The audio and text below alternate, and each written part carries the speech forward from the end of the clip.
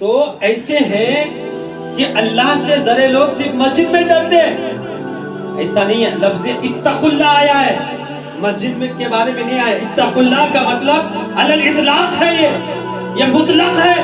جیسے مسجد میں ڈرنا ہے مسجد کے باہر بھی ڈرنا ہے. صرف خدا مسجد میں نہیں ہے، مسجد کے باہر بھی ہے. مسجد میں ڈر لیے باہر جا کے شراب پی لیے تو کوئی فائدہ نہیں ہے.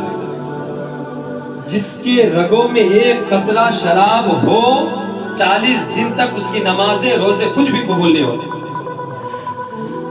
اب ہم 30 دن نماز پڑھے، 39 دن تک نماز پڑھے، پھر جا کر شراب پی لیے، پھر 40 دن کی نماز سے خلاص. اللہ سے ڈرنے کا مطلب یہ ہے کہ ہر قدم اٹھانے سے پہلے یہ سوچنا ہے کہ یہ شریعت کے مطابق ہے یا شریعت کے مخالف ہے. جب یہ انسان کے اندر اتنا پیدا ہو جاتا ہے نا تو پھر اللہ سے ڈرنا شروع کر دیتا ہے. ایک بچی کا واقعہ بولتا ہوں کہ ایک بچی اپنے ماں کے ساتھ بیٹھی ہوئی تھی اور ماں کھانا بنا رہی تھی. چولہا معلوم ہے نا جس میں کھانا بنایا جاتا ہے، اس چولہے میں ان کی والدہ ان کی ماں لکڑیاں ڈالتی ہے تو آگ نہیں لگ رہی ہے. تو ماں ان بڑی لکڑیوں میں آگ لگانے کے لیے چھوٹی چھوٹی لکڑیاں ڈالتی ہے. کبھی جب بڑے بڑے لکڑیاں ہوتی ہے اس میں انگار نہ لگے تو ہم چھوٹی چھوٹی لکڑیاں ڈال دیتے ہیں. تو ماں ویسے ہی کرتی. وہ چھوٹی سی بچی، ننھی سی بچی یہ دیکھنے کے بعد ہچکیاں مار مار کے رو رہی. اب ماں چولہا چھوڑ کر کے بچی کی طرف مخاطب ہوتی، اے میری بیٹی تو کیوں رو رہی ہے؟ تو کیا کہتی ہے معلوم ہے؟ اے اماں جان مجھے خدا کا ڈر شروع ہو، اور جب خدا کا ڈر شروع ہوا تو مجھے عذاب جہنم کی یاد آ گئی اور جہنم کی بھڑکتی ہوئی آگ یاد آ گئی. تو والدہ نے کہا کہ اے میری بچی آخر تم کیا کہنا چاہتی ہو؟ تو اس بچی نے کہا اے اماں جان جب کل جہنم میں اللہ تبارک و تعالی ابو جہل جیسے کافر کو ڈالے گا، شداد جیسے کافر کو ڈالے گا، نمرود جیسے کافر کو ڈالے گا، ان لوگوں کو ڈالے گا اور جہنم کی آگ نہ بھڑکے تو ہو سکتا ہے میرے جیسے چھوٹے چھوٹے بچیوں کو ڈال دے، میرے جیسے چھوٹے چھوٹے بچیوں کو ڈال دیے. کیونکہ میں نے دیکھا ہے کہ بڑی بڑی لکڑیوں میں آگ نہیں لگ رہی ہے تو آگ لگانے کے لیے چھوٹی چھوٹی لکڑیاں ڈالی جا رہی ہیں. تو ہو سکتا ہے جب ان کافروں کو ڈالا جائے اور جہنم کی آگ نہ بھڑکے تو مجھے ڈال دیا جائے. میں اس ڈر سے رو رہی ہوں کہ اللہ مجھے جہنم کی آگ سے بچا لے. بتائیے اتنی چھوٹی بچی، ان کے دل و دماغ میں یہ بات آنا یہ عجیب بات نہیں ہے، بلکہ اس بچی کے دل میں خوف خدا موجود ہے. اور جب ہمارے دل میں خوف خدا آ جائے، ہم اللہ سے ڈرنا شروع کر دے تو وَقُولُوا مَعَ الصَّادِقِينَ پھر سچوں کے ساتھ ہو جائے. جب ڈریں گے، رب سے ڈریں گے، راستہ کلیئر ہوا. رب سے ڈرے، راستہ کلیئر ہوا. اب جنتی بننا ہے تو ہاتھ دینا ہے.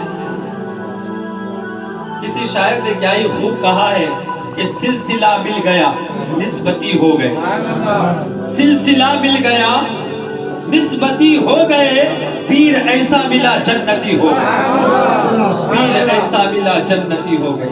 تو خوف خدا رکھیں، پھر کسی اچھے مرید پیر کے ہاتھ میں ہاتھ دے دیجئے، اعمال آپ کر لیجئے، جنت تک لے جانا یہ ان کی ذمہ داری. حضرت غوث اعظم دستگیر محی الدین عبدالقادر جیلانی رضی اللہ تعالی عنہ یہ بے شمار کرامتیں. ایک مختصر سی کرامت شیخ علی بن حیثم رحمت اللہ علیہ اور ہمارے بڑے پیر غوث اعظم دستگیر رضی اللہ تعالی عنہ بیٹھے ہوئے تھے. ایک تاجر جس کا نام ابو غالب ہے وہ آیا. آنے کے بعد عرض کرنے لگا کہ اے میرے غوث اعظم میں چاہتا ہوں کہ آپ ہماری دعوت قبول فرمائیں، دعوت قبول کریں. اب غوث اعظم کسی کے دل کو دکھانا نہیں چاہتے، وہ چاہے امیر ہو چاہے غریب ہو نہیں دیکھتے تھے. صرف ہماری عادت کیا ہے کہ ہم نہ بڑے بڑے اسٹیجہ ہونا، بڑے بڑے بلڈنگاں ہونا، ہماری نظر جیب پہ ہے، انہیں جیب کیسا بھر کو لایا بول کے. یہ طریقہ ہمارے اسلاف کا نہیں ہے، یہ طریقہ ہمارے بزرگان دین کا نہیں ہے، بلکہ بزرگان دین کی بارگاہ میں جب کوئی آتا تھا تو ان سے زیادہ جو دعوت دیتے تھے، ان سے زیادہ ہمارے بزرگان دین خوش ہوا کرتے تھے. تو ایسے ہی شیخ علی بن حیطہ رحمۃ اللہ علیہ اور غوث اعظم دستگیر رضی اللہ تعالی عنہ دعوت قبول فرماتے ہیں. دوپہر کا وقت ہے، غوث اعظم تشریف لے جاتے ہیں، شیخ علی بن حیطہ بھی موجود ہے، اور جہاں پر دسترخوان لگایا گیا ہے بازو ایک ٹوکرا، جیسے گلاب کے پھول کا ٹوکرا آتا ہے نا، ویسا ایک ٹوکرا رکھا ہوا ہے، اس کے اوپر ڈھکا ہوا ہے. اب وہ تاجر ابو غالب دسترخوان پہ کھانا پروسا، کھانا رکھا، رکھنے کے بعد فرماتے ہیں کہ کھانا تناول فرمائیے، بسم اللہ شروع کیجئے. تو غوث اعظم رضی اللہ تعالی عنہ فرماتے ہیں کہ اس ٹوکرے میں کیا ہے؟ وہ ولی ہے یارو، بولنے کی ضرورت نہیں ہے، سمجھ جاتے ہیں. ہم چاہے بولے یا نہ بولے، ہم پہنچ گئے تو ہماری دھڑکنوں کو جانتے ہیں. کیا ہے اے ابو غالب، کیا ہے؟ نہیں بولتا. پھر شیخ علی بن حیطہ رحمۃ اللہ علیہ پوچھتے ہیں، نہیں بولے. پھر غوث اعظم فرماتے ہیں کہ کیا ہے؟ تو ابو غالب فرماتا ہے، یا غوث اعظم دستگیر، اس میں میرا اپاہج بیٹا موجود ہے،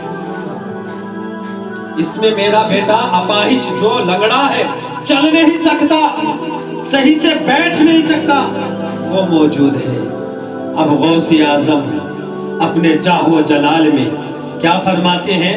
جب تک وہ بیٹا ہمارے ساتھ کھانا نہیں کھائے گا تب تک کھانا نہیں کھائے گا. سبحان اللہ سبحان اللہ. بے شک. اب تاجر ابو غالب پریشان کہ یا غوث اعظم، وہ اٹھ نہیں سکتا، وہ چل نہیں سکتا، اس کے ہاتھ نہیں اٹھ رہے، پیر نہیں اٹھ رہے، وہ آپ کے پاس کیسے آئیں گے؟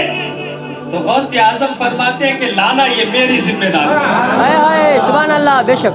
پھر اس ٹوکرے کو غوث اعظم کے سامنے لایا جاتا، غوث اعظم اپنی آنکھوں کو بند کرتے ہیں، تھوڑی دیر کے لیے کشف میں چلے جاتے ہیں، تقدیر الہی کو ملاحظہ فرماتے ہیں، اور فرمانے کے بعد کیا کہتے ہیں کہ اے لڑکا، تجھے غوث اعظم بلا رہا ہے، تجھے غوث اعظم بلا رہا ہے، آ جاؤ غوث اعظم کی دسترخوان پر. اتنا کہہ کر کے اس ٹوکرے پہ ہاتھ رکھنا تھا کہ وہ بچہ ٹوکرے سے اٹھ کے کھڑے ہو جائے.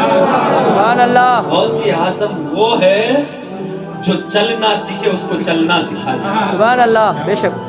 ڈوبتوں کو سہارا میرے غوث اعظم دیتے ہیں. دین کی بات پھیلانا صدقہ جاریہ ہے. ثواب کی نیت سے ویڈیو کو شیئر ضرور کیجیے. جزاک